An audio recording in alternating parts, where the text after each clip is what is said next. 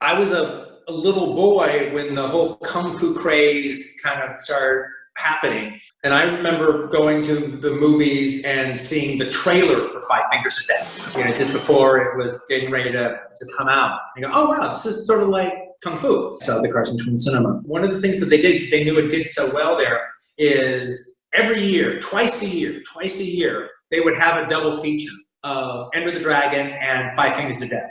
And like every time, it was like on the weekend, it was just sold out. It was just, all during the day, it was jam-packed. At night, it was jam-packed.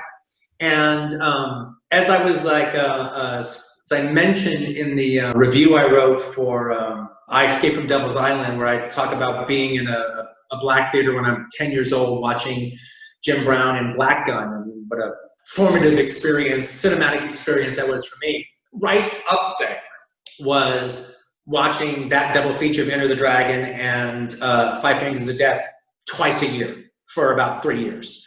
Because the way you watched it is you went and saw Enter the Dragon first. Then you stayed for Five Fingers of Death. And, it's a pretty good double feature. And it was like jam-packed audience filled with a ton of Crips and lowriders.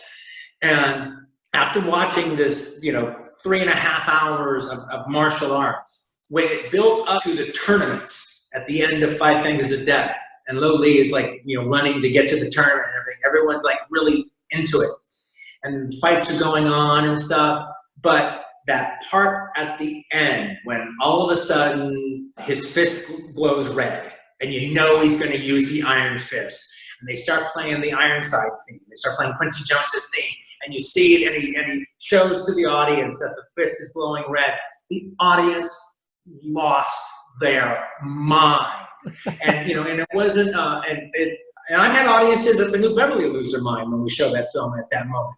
But with those audiences in that environment, and coming at the end of 3 hours, over 3 hours of martial art mayhem, and building up to that release, it was it was one of the greatest cause and effect I'd ever seen of genre cinema, of action cinema. Just literally an orgasmic feeling in a connection between not just you but the crowd around you, everyone responding in saying.